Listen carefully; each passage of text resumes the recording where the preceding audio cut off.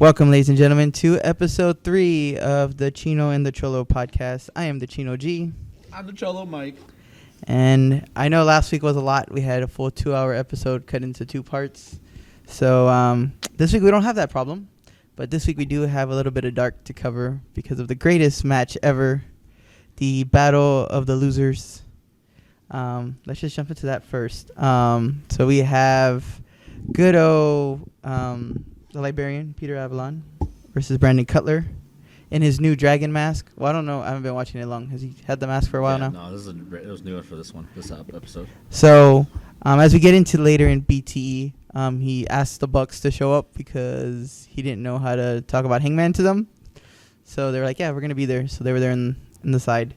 And just like we predicted when they would finally get a match, we predicted that it would end up being a draw. So it was. And it was hilarious. They both were busy trying to keep the other one from out. And Brandon almost gets in, but he's not fully under the ropes yet. So they end up counting it a full 10 count. I don't know if you ever want that to end. Like, they have nothing else for them. Like, just let them go 0-100. See, that's the thing. Is like I was hoping deep down inside that they wouldn't. I wasn't looking for them somebody winning, and I was hoping that that's the conclusion would be a double count out, and they did. I'm like, yes, and now I can keep going. Like, I would love to see it to go like 0-99 versus 0-99, and then they have a match to see who can get the 100 loss, so that somebody has to actually win because they're both trying to lose on purpose. I want them to do a best of 7. See how that turns out. Or I'm thinking they have a match and then somehow Leva Bates gets involved and she beats them and she gets a win before they do. Because I don't think she's. Yeah, I think she's still defeated too. I don't think she's won. Yeah. Just to have a crazy twist on it. Donna liked to mention how the camera people don't know how to properly film when she's in the ring. Suppose you could see up her skirt last week. That was on purpose. You're a hater. I was like, she's okay until she talks. Then she goes down in hotness. She's a little weird. I would say that. I think she's in real life. I think like when she plays on TV, I think that's how her personality is kind of a little bit. She's a little weird, a little quirky, as they would call it these days. She's always blue pants from Fallout. But yeah, so let's jump into BTE before we get into I was gonna say Impact. Goddamn, Dynamite. Dynamite. So it makes sense to all the stuff from BTE because I think there's some stuff that translates over. But first off, of course, it's promo class with Eddie Kingston cutting the promo on the chocolate chip cookie, talking about that he needs to wrestle so that way he will get more chocolate chip cookies. So that he can spend time with that chocolate chip cookie, if that makes any sense. It to me, like when I first saw it, I was like, "Oh God, it's like a WWE promo. This is gonna be stupid." But he is really talented. Mm-hmm. And I think he was just freeballing it. I think there wasn't like, "Hey, we'll do this." He was just like, "Here you go," because you can kind of see the shock on his face, like, "This cookie, okay." Then he's like, "Countdown, all right," and then he just started going. And then an Easter egg there as Trent's mom was in the class. Which we'll get to at the end. And they actually, I was reading on, I think it's The Observer, that his mom, they brought the idea up, and his mom just loves being on camera. So she was like, yeah, let's do it. So that's why, even at the end, she was the one that brought up the idea to throw the finger at the end of the episode. She's like, how would I throw the finger off when I'm driving out? So then from there, we get Brandon trying to get the Bucks to do their regular, we're in Florida, let's go look at our toys at Walmart, and they're just like, yeah, no, we don't got time for this. Then it cuts to them super kicking Malvez again. Nobody cares. It showed them super kicking Malvez, and they get fined, and they pretty much they take the money, they go to Tony Khan's office, and they make it rain pretty much and walk off. Yes. Whatever. And that ends that segment. Which I always like it when it's after, which we'll get to in the next. I think it's the next segment. How they're always doing the context behind the thing that happens on Dynamite, or they're in All Out, where they're they super kicked him, and then now they do the context where they're oh, he wants to do an interview, we'll just super kick him. And then they cut to him doing the interview. If you hear the audio, you hear him go, woof. I think they hit him hard. Yeah. He didn't knock smack. They got him square in the chest. Mm-hmm. I mean, if that was me, you just hit me in the face. Just get over the it. Chest. Of course, then that transitions over to Nakazawa trying to enter the Battle Royal. That was at All Out. And Kenny's like, we only have one spot left, the Joker. And he's like, I'm funny. I can be the Joker. And they're like, yeah, no, we're gonna get Matt Sydal instead. He does the perfect shooting star press. So to help cover up the fact of the botch, they say that Nakazawa went and put baby oil on the turnbuckle. That just happened to be the right turnbuckle that he was going to do the shooting star press off of. I think they said something along the lines of like, he makes an impact, or you got to make an impact, or something like that. He's like, oh, so make an impact, huh? So like it meshed well together. I loved how they do that. Like they just incorporate everything in. Like that's the thing is they take it and run with it. You know, what I mean? Like if they mess up, they know they messed up, but they don't like they don't try to cover it because it makes it worse. They're just like they embrace it. And they just kind of do their thing. Yes, and then later on in the episode as well, he finally tells Matt Sydal it was him. After everybody turns off the TV because they're like, this is terrible, this is shit. Of course, the exact words that Jim Cornette uses every time he watches a Battle Royale. I didn't watch the review, but I'm pretty sure he probably turned it off after. So they turn it off, and that's when Nakazawa comes in and tells them, did you see what I did? It was wonderful. And then they kick him out, and then they throw his suitcase out even though that's not his locker room. So then from there, it goes to, I forgot the dance-off. Oh, that dance off. So Dark Order again, Silver and Reynolds, 3 and 4. They decided to recruit TH2, which is Mike's favorite tag team in the whole world. This was the only one time I could fucking actually stand Jack Evans.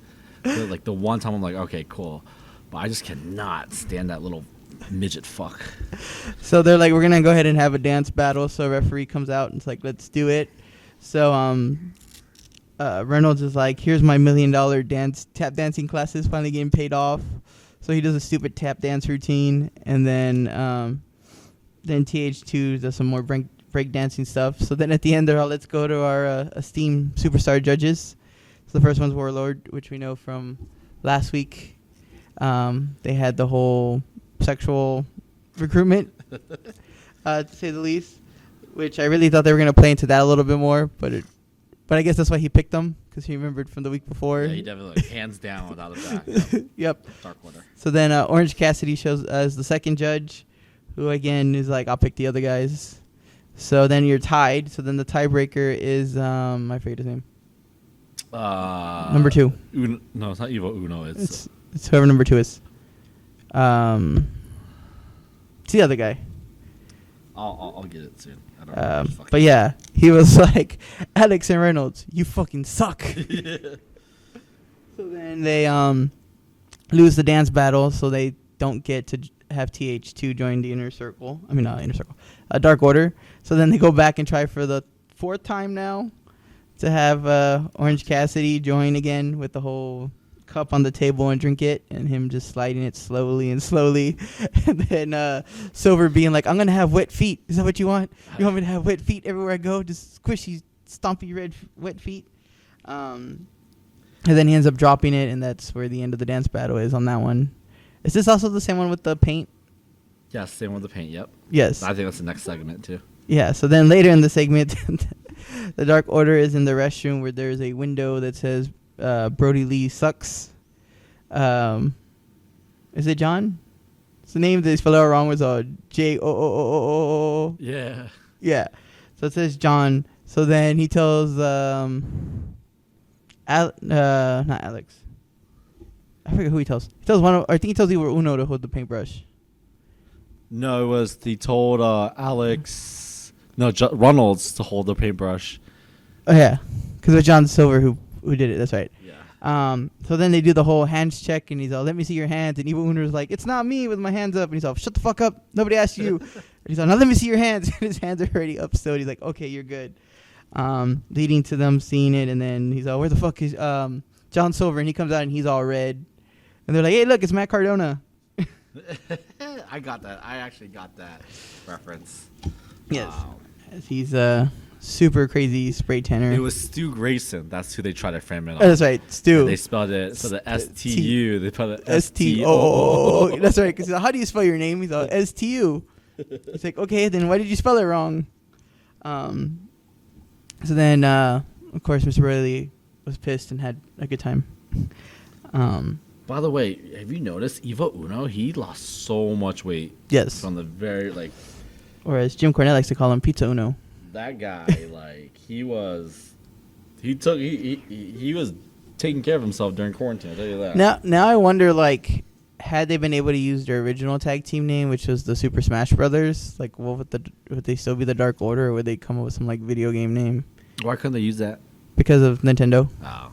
Because it was in the indies, it didn't matter. So now that they were on TV, they're like, yeah, you can't be Super Smash Brothers. That's why they were Uno and because it was supposed to be Player 1 and Player 2. Yeah. They were Uno and I think 2. Uno and those. And then of course Matt Hardy came back, and apparently he's normal now. But his he was talking about how his kid sent him a letter, handwrote him a letter, and his kid's only like 3 months old. Yeah. 2 months old. So then he leaves, and the Bucks are like, Matt seems fine. The kid, on the other hand, he seems a little weird. That's funny. And then, of course, you had a 50 over 50 for Fox Vodka by Christopher Daniels, who is hanging out at Hangman's Bar now, because it's officially Hangman's Bar, even though everybody shoots from the bar. Yeah. Then from there, you had Brandon say, can you hold my camera while I speak to Hangman in private? Which, of course, just transitions to, here, hold the camera so we can film. So then he's there talking about how the Bucks don't want to hear anything. So Hangman says, you're just a fucking loser, and you're not doing anything, you're not even trying. That's why you're still defeated, because you can't win anything and you don't try. So then Brandon's like, I'm not falling for your games, Hangman. You're just trying to make me feel bad so you can feel bad about yourself, so you can feel good and blame everything on yourself. So I'm not going to have that, but I'll go ahead and talk to the Bucks. So then he cuts to going to talk to the Bucks in the office, and right off the bat, they're like, if you're going to talk to us about Hangman, I don't want to hear that shit. We're still not going to talk to him. So then that's when he's like, no, I just want to know if you guys are going to come to my match on Dark, because I'm taking on Peter Avalon, and we're both defeated, so one of us is going to win. And they're like, yeah, we're always in the crowd. Why the fuck are you asking? That's a weird question. So then he sits there. So then it jumps into this weird bit about cake. Yeah, it was Hangman wanted to get, it was like lemon cream. It was a lemon cream cake. And that one of the indie, I knew he was a wrestler too when I saw him, but apparently he's a competitive eater too. Oh, that might be right. So he's a real life competitor, I guess a part-time competitive eater, and he's a wrestler too at the same time. So he actually wrestled on Dark this past against FTW champion. Brian Cage. Yeah, Brian Cage.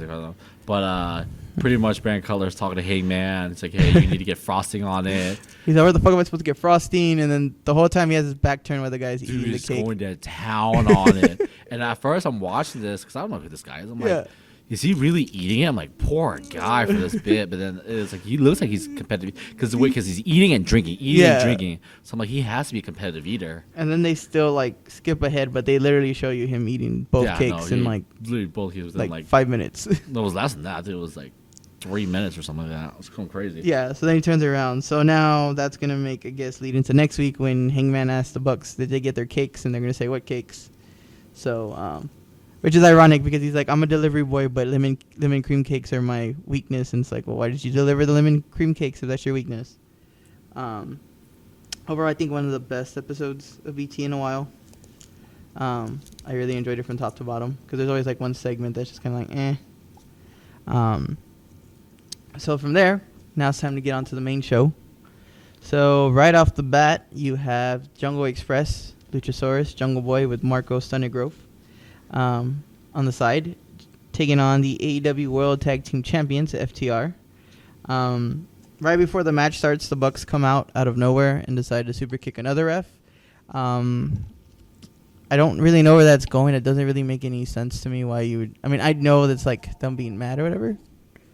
Yeah, so it's kind of weird that they are trying to super kick what is taking out officials that don't cost them anything. Like if that referee like cost them the match, like when they were doing the whole gauntlet thing, then I could see like why they'd want to super kick him because like, hey, you just saw Hangman was there type thing. But it didn't really have any context other than they're just pissed and they're just gonna super kick him. I think they're just trying to show them that they're not the goody two shoes anymore and they're more edgier and they're more like they're more heelish. I think that's what it is. It's funny because the thing is, and this is the thing about AEW that I love so much is they learn from their mistakes, they embrace it, and they try to fix it as much as possible. You know, so a lot of their criticism, and we talked about this, I think in one of the first or second episode, I believe it was the first episode, where if people don't watch BTE, they don't understand the bits. Mm-hmm. So you see them super kick the ref. They go to the back and they have cash in their hand. They walk by Tony Khan, throws money in his lap, and then just walks away. Or they say like, "Here's your money," and then they walk away. Because you wouldn't know that they did that already at BTE, but so they did it. So that's them learning from the whole tractor with Hangman Page. Yeah, with the lawnmower. The lawnmower, that's what it was. Funny thing is, did you see how Tony Khan's dressed? Dude, No. he looked like just like a little, he's like t-shirt and shorts on, like he didn't even care. I was like, he looked like a little geek. That was the best way to say it. He looked like a little geek. He is. He is a geek, yeah. He's the biggest geek with a real life action set of wrestlers.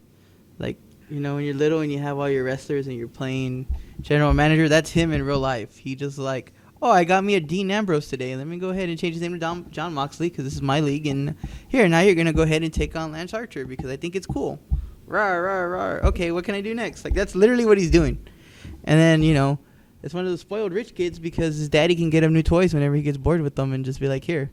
Which we'll get to his new signing, which was very interesting to me, which we'll get to in a little bit here.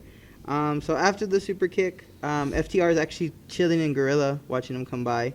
Which, ironically, if you've been following from the beginning, you do know that the heels come out of one tunnel and the faces come out of another.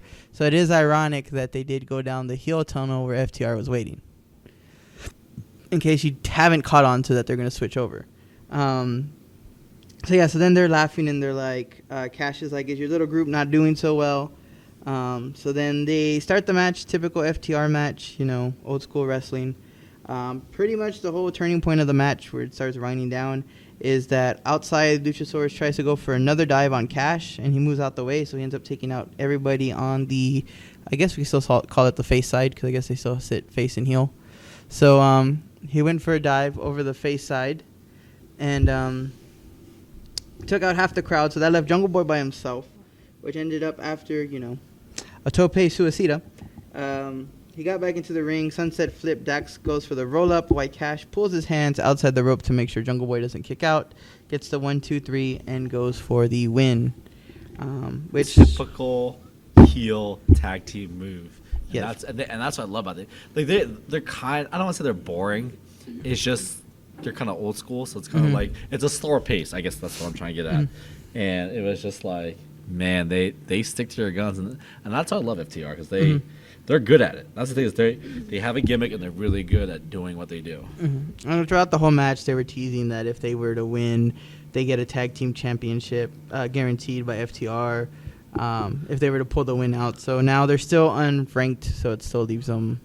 So I was a little like, that was stupid. Why are they gonna tease that? Like that's just such a tease. But then I realized they didn't make it so predictable because I thought that Jurassic Express was gonna pull an upset and get a tag. So we're gonna see the match again, and that's what WWE does. And it's just like, this is same stuff, different day, boring. My whole thing about them getting a title shot is like, well, then that just defeats the purpose of the Bucks and Luchasaurus having the match, or Jungle Express having the match at All Out, because that just was supposed to help decide that.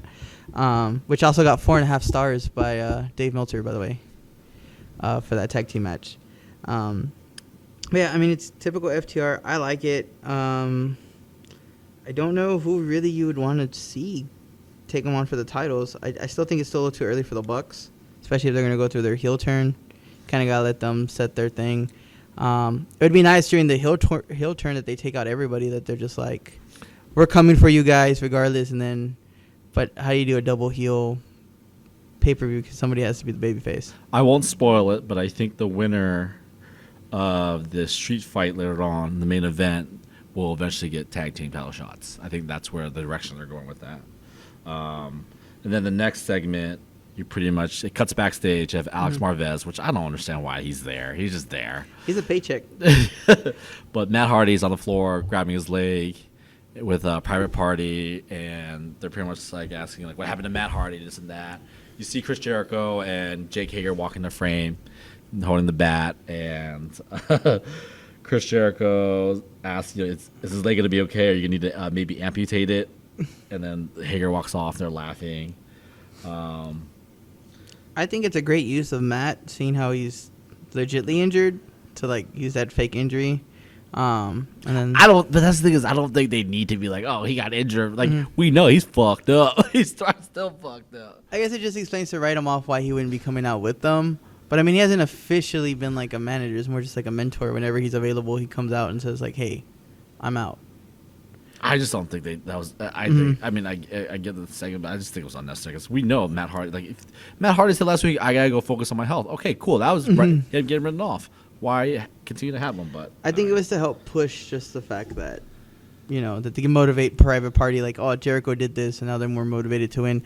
Which I don't know if that's just booking side saying like, it's not believable that Private Party could beat them. So you have to give like a motivation for them to have a chance. I mean, the one thing that I still I like Private Party. I mean, they're still a little green, but the whole fact is you had them beat the Bucks and you did not capitalize on that. Yeah. Like they should have had a title match. Like they went up, then went straight back down. It's yeah. So it really just defeated the whole purpose of it. I mean, it was nice because it got rid of the whole like, oh well, the Bucks are gonna take the tag team belts and Kenny's gonna be the world champion and Cody's just gonna be Cody. But yeah, I really feel like it's a dead use of them. I really liked what they were doing with the beginning of the quarantine with the whole bear and the demon or whatever the hell it was. They had their own little segment that they were doing on BT. Bernard the Bear? Not Bernard the Bear. When they were like in the backyard and they were fighting the bear, this was Hangman, Pussy Man, Page. So I thought it was funny. I think that would be an interesting team, like a trios team, Hangman and Private Party. If you're gonna go keep Hangman as a face, that'd be an interesting. But where could that go though? What's the payoff to that? Something's gonna happen with Hangman. I think they're gonna try to make him a main eventer because he's like the main story. I really believe whatever story they have done, he needs to just go on a Dark Order tear. I still believe that from last week. Just have him take out.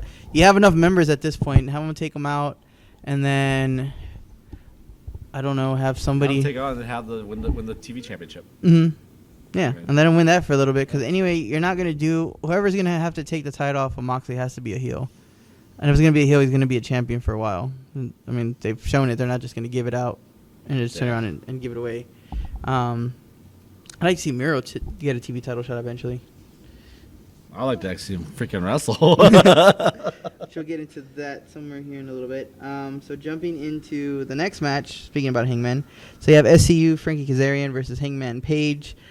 Pretty much it was a decent match. Kind of showing that both wrestlers could also do singles work and not just tag team. They did tease how Kenny was on commentary, how like Hangman's like, we're going to get back together. And he's like, yeah, no, I'm a singles wrestler now. I'm not going to do this. They go back and forth. Hangman, there's certain spots where they're like, oh, this is where Hangman would be looking for the tag, which I kind of thought that was dumb because like it's a singles match. Like both of them would be looking for tags at that time.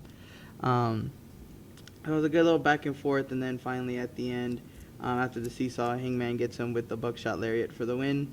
After the match, he's looking at the commentators to see Kenny over there, and Kenny had left like as soon as the match was over. So it gives it that sad, depressing, dramatic, where did my friend go, because he just bailed on him, to help build the story that Paige still wants to be there, like the lost girlfriend that still wants to be with the ex-boyfriend, but the ex-boyfriend's ready to move on. Dynamic. Which I'm glad, I'm not really glad, but it's kind of nice to see that they're dropping the actual, him being a drunk for an actual story. Yeah. Instead of him just, oh, well, he's drunk.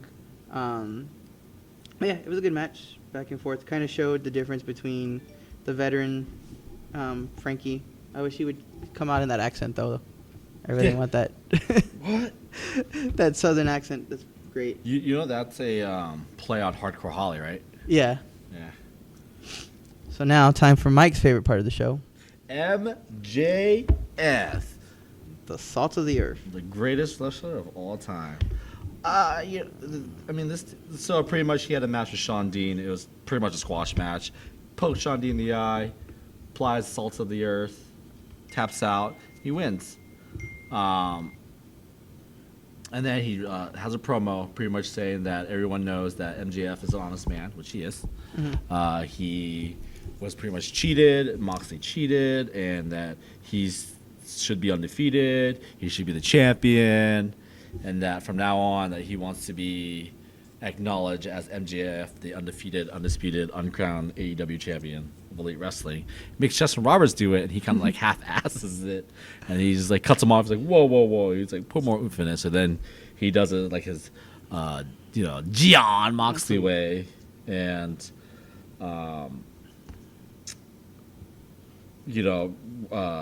talks about how he's not getting a fair shake around here because he's not in a stable or a group. And then he talks about teasing that he might have one. Or join a wolf pack. I really hope that, I don't think MLW is putting on shows. So if he can get his Dynasty guys back from MLW, like that would be pretty sick.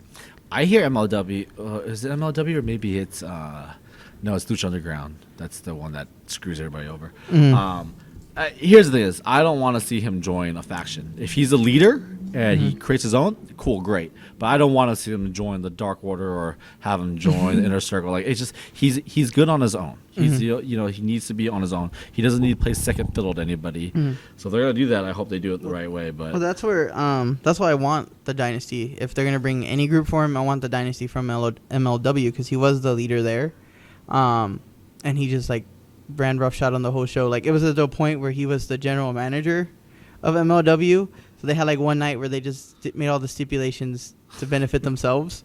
And I think it was a total of like 4 of them. And they were like all champions across the board. And then I guess his contract was up, so they had to write him off. So they did a loser leaves town match. So that's how they wrote him off the show. So, but I mean, if they're not available, I mean, if you got Thunder Rosa over here in NWA, I don't see why you can't get them to come over. They're going to get Kevin Hall and Scott Nash. I'm calling it now. I know, That's why he said the Wolfpack.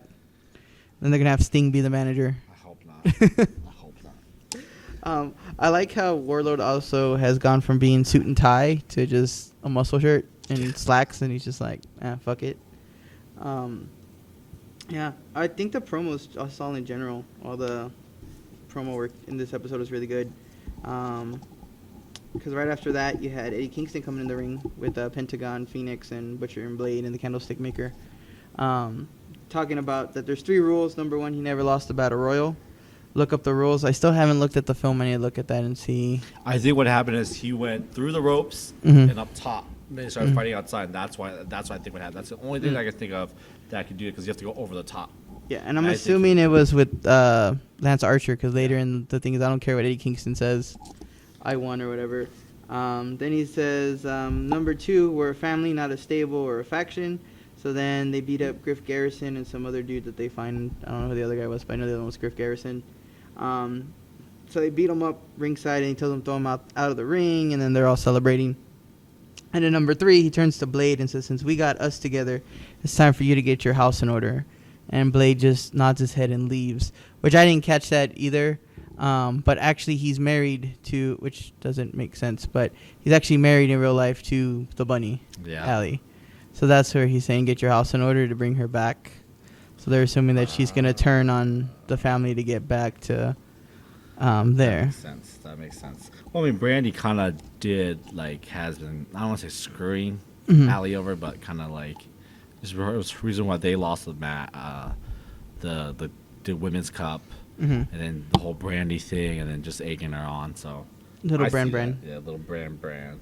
So yeah, that's where they're leading to. Which I mean, I guess that sets up a Dark Order match with a mixed tag with the women included, maybe. So that's why I kind of don't. It doesn't really make sense because what much can you do with actual like women in your stable when they're not like managers? Like Anna Jay, like what is she really gonna? I mean, it works for the sense of against the Nightmare family because you have Brandy. So she can like take on Brandy, and then even with your favorite, I forget her name. Tay yeah. Conti. Oh, yes. Yeah. So even with her, like she can take on Allie, so they can do like a full 13 people match or 26 people tag team match between Dark Order and Nightmare Family. So I could see where like that fits in, but like other than that, where does it really fit in? Like, I mean, I guess you can have feuds between like Penelope Ford and Kip Sabian and Miro versus half the Dark Order, but it doesn't really make much sense. And then we get into the next tag team match, which is Private Party and the Demo God and Jake Hager himself, or as somebody had quoted, 2 middle-aged midlife crisis men versus Private Party. I got my essentially, I mean, it's, you know, Hager and Jericho are just demolishing Mark Quinn. And then Cassidy gets the hot tag, goes and kind of wrecks shop. He actually did line salt. And he almost got the near fall. I thought that was pretty cool. Battle back and forth. And then I think the ref got distracted, and then Jericho was playing possum, and then I get Cassie gets hit with the bat from behind, and Judas Effect, Hager bomb, the pin, and then after he gets put in the walls of Jericho till the match was over, and then Quinn came to the aid by knocking Jericho down with a Pele kick.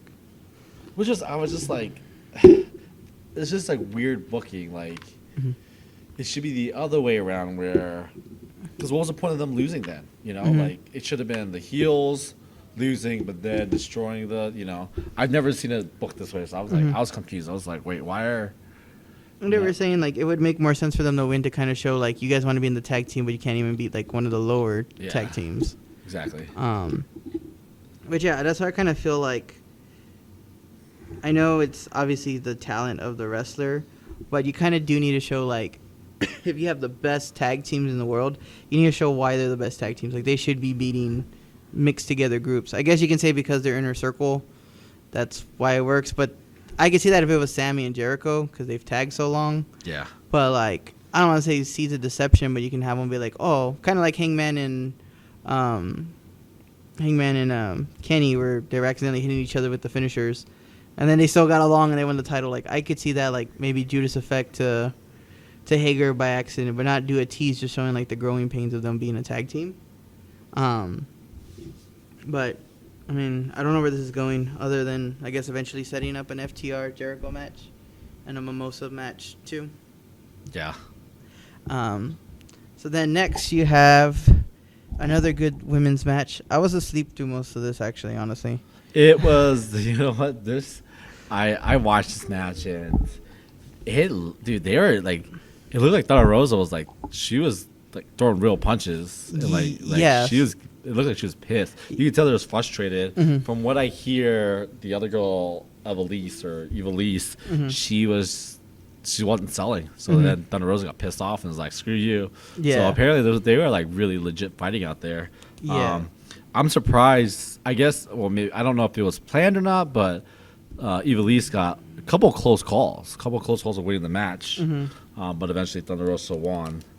And then what's her face came out. Diamante, her tag team partner, came out, attacked her, and then Sheeta came in, rescued her, and then picked up the belt, the NWA belt, looked at it for a little bit, and then finally gave it to her. So I think that's going to set up a match for the TNA belt.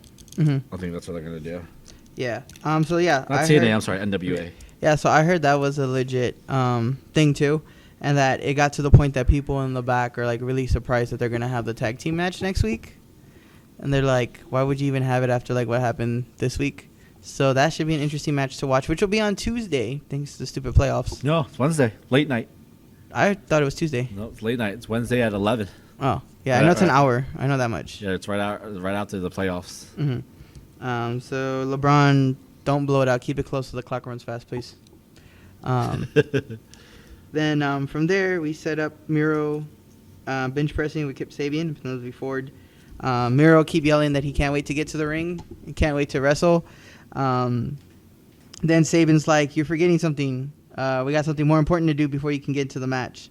And he's like, oh, yeah, dude, I'm sorry. He's like, you invited me to be your best man, and I am the best man. So the best man provides the best bachelor party ever. So that's where it lies with the bachelor party. One of the funnier parts is if you do watch the Sammy vlogs, because I know I watch it occasionally, especially this week was really good.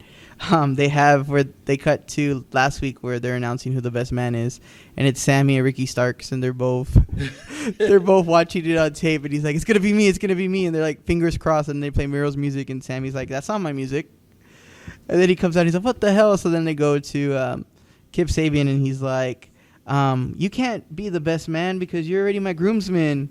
And you're too busy dying and stuff to, like, be my best man. So you're going to be my groomsman. And then Austin Gunn's there, too, on the side, unlacing his boots. And he's like, I'm going to be a best man also.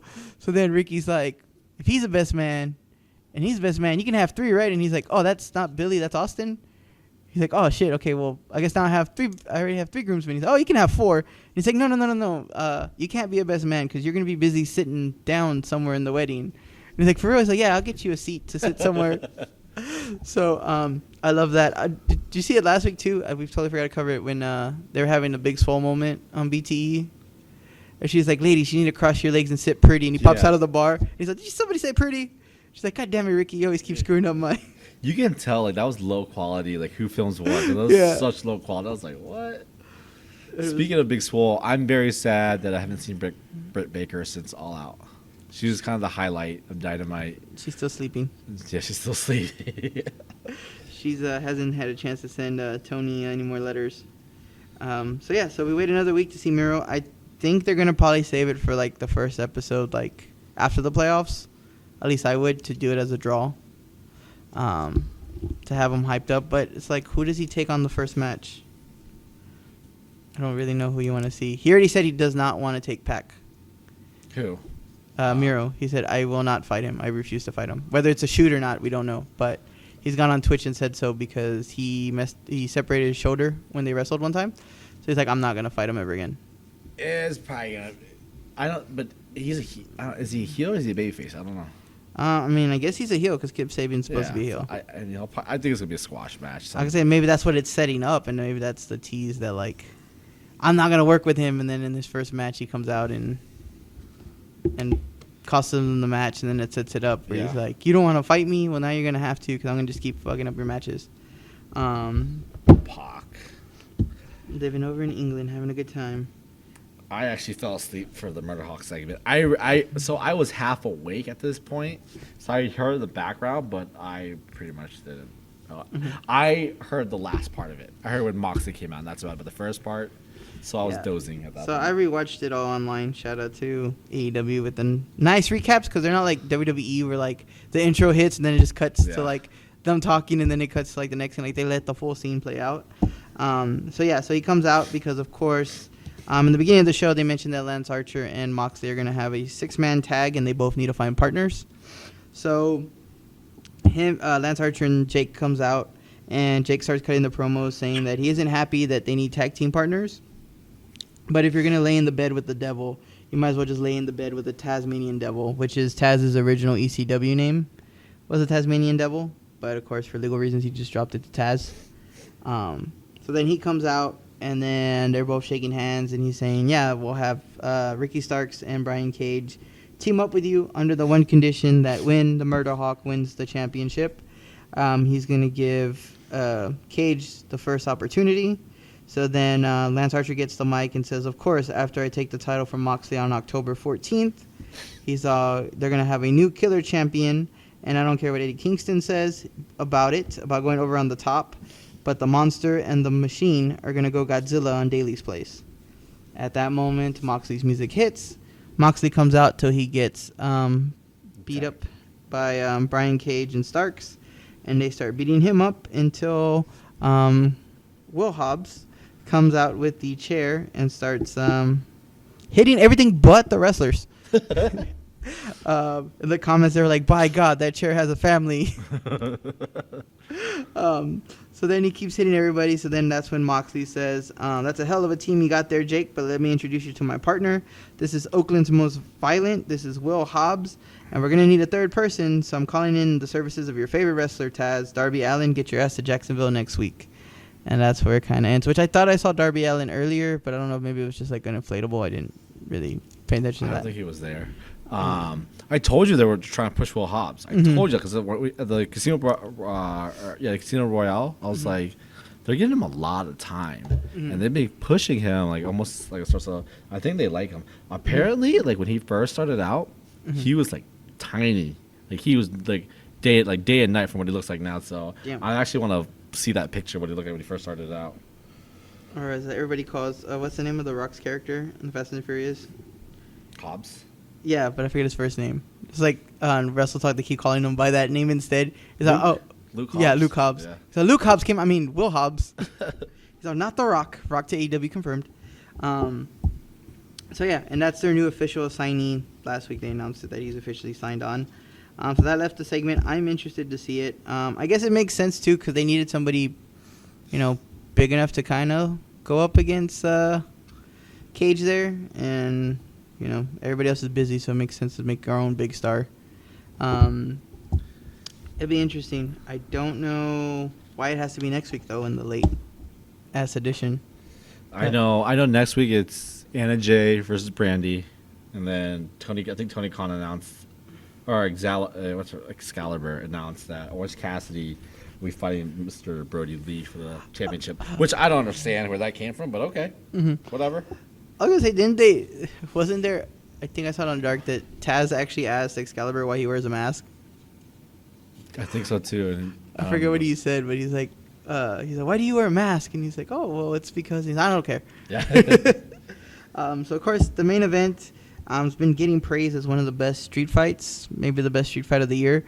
Which ironically, tonight on Friday that we're filming this, now SmackDown has turned the main event into a street fight.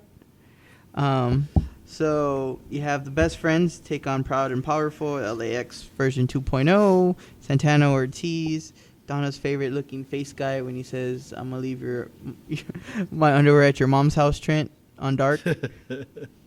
So they set it up. Santana Ortiz had their face painted to look like the Dead Presidents. Yes. Oh, I saw that. I was like, yes! I love that movie. So it was a lot of back and forth. Unlike other street fight matches where there's cars around where they only mess with like one car, they literally destroyed like every single car in that circle. Slamming them through the hood, throwing them through the glass. They had a Triple H moment where the sledgehammer went through the window because the Chuck E. T moved out the way. You had plywood on the back of a truck, and they were body slamming each other through there. Rolling down the points, you had Chucky doing a senton off the roof of the hood, crashing onto Ortiz. Then Trent followed up with a huge sit-down senton on the hood. And then Santana pulled out a lead pipe where Orange Cassidy was hiding in the trunk and gave him an orange punch, a.k.a. the Superman punch, with a fist wrapped in steel chain. And then Trent smashed Ortiz through the plywood again that was set up earlier in the bed. And then they end up winning, which at the end they leave in Trent's mom's new van. And Trent's mom throws the finger at everybody while they leave. As they were joking, because I think Trent went through the glass, so he was like, his back was all like shattered.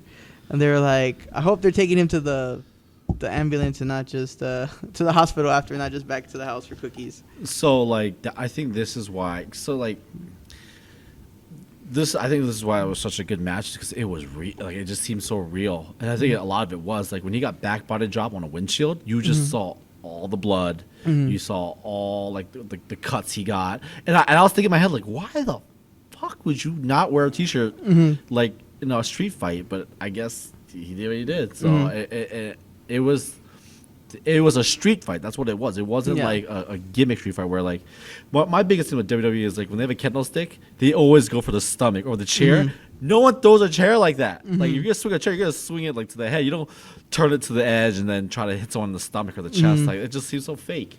So, and I understand why they don't go for the head anymore. I get it, but it's just like it does not seem believable. This match, when I was watching it, I was just like, golly, like that looked like that hurt, and you could just, like I said, you could tell there wasn't anything like gimmicked. And it makes more sense because like some of the street fights, they just fight in the parking lot and like they have their gimmick cars. But the thing is that if you're gonna announce having a street fight, it's kind of like in high school, and you're like, we're gonna fight in the parking lot at like 6. Like, people are gonna come and circle around and fight. Same with when they did it with Velveteen Dream and Adam Cole at Takeover. Like, the idea was cool, but you still had a ring. Yeah. Like, no, you're not gonna set up a ring because you're gonna have a street fight. Like, and I think that's where they took a little note from that, where they were like, well, let's set up the cars because it's in advance. It wasn't like they're just wrestling. They're like, all right, let's take it to the streets. Yeah. Like, that would make sense why there's nothing set up. But like, you're planning this in advance. You're assuming that people are going to have cars set up, which you would assume that you would have Inner Circle just chilling out there, like maybe singing or cheering them on or something. I will say this. I don't know if you've been in a street fight before, but I've been in a couple of my lifetime. We don't line up cars in circles like that. Like, well, no, but it makes sense for the... You want to be able to get away before the cops come. So if you're in a circle like that, yeah, you're getting caught real quick. Well, it makes more sense. Not like if like they were like, oh, we're going to have a street fight and then... Well, you need something to contain all the mayhem. So Yeah. So that's why it makes sense for wrestling visually, aspect. like it was good. Yeah. But in real life, yeah, you wouldn't like, hey, let's have a street fight. Yeah, okay, cool. Bring all your friends. I'll bring my friends. We'll park in a circle. Like no, like that doesn't happen. But it makes more sense, and then them just walking, and they're like, okay, we were gonna have a street fight, but now we're just gonna fight here because this is where we decide to have the street fight. But yeah, it's been praised as like one of the best street fights of the year. But yeah, back to earlier, they were talking about how Trent had the idea, and he was like, well, at the time, everybody was coming in cars. Cody had his truck, FTR had their truck, and their Hangman's come out on a horse. They're like, what if I just have my mom just bring me to work? And he was like, she loved it. Like, she loves the fact that her van got destroyed. She tells everybody now that she's like, yeah, I was on that show where they destroyed my van. Yeah, that was me. Like, I'm here. So she just loved the fact to be on TV and come back again and throw the finger. She was like, can I throw the finger? They're like, yeah, go ahead, do what you want. So that's why she like threw the finger at the end. I think the show was really good from top to bottom. I mean, it pushed the stories where it needs to. Some of them is, like we said, AEW is a slow burn, so it's just like get in there, like the Eddie Kingston thing, like what's the payoff to this? Like, let's go. But I think that's because we're well, so that's the thing is that's what we're used to. When if you look at the Attitude Era, everything was a slow burn. Mm-hmm. So but where I was like everything like so quick, and that's just you burn through so many storylines. Mm-hmm. Well, they'll go through a storyline, and then they'll kind of do a sub storyline, and then go back to the main storyline. Mm-hmm. Where WWE is just straight to the same old. And they just recycle everything. And it's just like, oh my god. And that's where it's like it's just hard because we've been trained now for what. 10 years that every month there has to be a pay-per-view, so like every month there needs to be a payoff, so you're like, oh well, this is going to take 4 months to even get to wherever you're going. And I mean, not all of them are going to be great, which I love the whole when Dark Order when they won the TV title, that he's like, in December y'all were making fun of them and jokes and thought they were trash, covering back to that bad episode. He's like, now y'all got nothing to say, like now we're on top. Which goes back to them learning. So I think it's just I think it's a good process. I think they're getting there. They're starting to realize who they can actually mold as up and coming talent. It's just hard with the whole, don't bring WWE wrestlers in, because I mean they are still good talent at the end of the day. It's just like who you associate with before. Yeah, but it's like I don't see strapping a rocket on them and being like boom, like Matt Cardona, where you're like, okay, now you're gonna main event this paper. It's like that guy that dates the same kind of looking girl. Mm-hmm. You know what I mean? It's like, oh yeah, she's your type. Like it's kind of like that. Like I don't want to be reminded of, unless you come in completely different. But, I think everyone expects that, and that's the thing. Like I'm so happy they didn't sign Kurt Hawkins. Mm-hmm. Like, he's no good, and it brings a lot of intrigue, and I like to see a lot of fresh faces too. I don't want to see the same old people. Like, I think that's the whole. It's kind of tough because you have, like, Mero, for example. For the longest time, it was like he needs to leave because he needs to go be a superstar somewhere else. Now that he left, if they go skyrocket him and put him in the main event scene, now everyone's like, oh, well, it's just another WWE guy you're putting in the main event scene. So it's like, how do you, like, please both crowds? Because same with, like, Cesaro. Everybody's like, Cesaro should be world champion by now. He should have won a couple of titles. If he leaves and goes to AEW, now they're like, oh, well, now they're just signing another WWE guy. It's like, no, these are the guys you wanted pushed, and these are the guys that can work, but they slap the rocket on him now. All of a sudden, oh, well, you're just trying to steal WWE talent. And do you know who I think that they could do that to, and it'll be okay? Ricochet. My boy's getting out of jail. According to him, no. He's on the AJ Styles thing. No, my contract's not up. No. Yeah, your contract's up, but once it's up, you're bolting. AJ Styles is ready to go too, but he's gonna finish up and be done. I think. Well, they say that he wants to retire. And then just wait out his contract, and then, which is smart because then he'll be able to rest his body. Yeah, because he was mad because he wanted to go to SmackDown because of Heyman. And then now that they actually do it live, now he's missing his kids' football games because he has to do the show. So now he's just like, I should probably just retire and then become a talent after or a scout after my contract's up. Let's get Jero Briscoe over to AEW. He got released. I love Jim Cornette's take on that. He's like, that guy's been with you since the beginning, and if it wasn't for him, like, WrestleMania would have never happened. He's like, why don't you just give him, like, $1,000 or, like, a month and just let him be, like, probably, or something that he can live off of and just be like, here, whenever we need you, we call you, but you're just going to sit at home and and get paid a lot less than what you get paid now. I don't know what's going on over there. I mean, I just don't get why they're doing what they're doing. Because he has to be a billionaire because he dropped off the 50 billionaire list. He's like 51 now. So he has to build it back up because, they're hurting. It's XFL. That's what's hurting. Yeah. But yeah, that was a good episode. I'll give it about 4 stars. Out of what? 5. Yeah, I agree with that. I'll go 4. It was good overall. I mean, wrestling in there from top to bottom was pretty good. The promos were there. Like I said, it's just a slow burn. It's just getting used to not expecting it to come out like the next week. And then, of course, if you were missing Sammy, it was because he was still in the hospital, according to kayfabe, and he didn't get out in time to get booked for the show, so that's why he wasn't there. Because he died, according to Marco. So if you reach out to Macardo, he has Marco's credit card, so he can buy you some nice stuff, maybe a PS5. That's the episode for this week. We actually got it under an hour by 8 minutes. Yeah. So we've been good. Speaking of PS5, I think I missed part of the show because I was trying to get mine. I did get one, though. But I'm just going to wait till the crackheads need money during income tax season. I'm just going to buy it for them. And they're like, I need to pay my light. I'm like 6 months behind. I'll be like, here's $300. That's how I got my PS4. I bought it for like $250 because the guy was just needing to pay his light bill. And I was like, okay, here you go, dude. At the time when they were still like $400. So that's what I'm going to do. I'll wait. The Spider-Man game will still be there. Next segment will be with Donna, and we'll talk about the crime that happened against MJF at All Out. Just kidding. And if you are into murder mysteries, make sure you tune in next Friday for episode 3 of Texosity, which is now. Do you do a lot of fetish? Sorry, I went from talking about to interviewing now. Do you talk about a lot about fetish stuff on that? I talk about anything like creepy and scary. Don't talk about feet or something like that. You might get the wrong crowd. You don't. Well, unless they're gonna pay for my feet pics. So. What? OnlyFans. And we're out.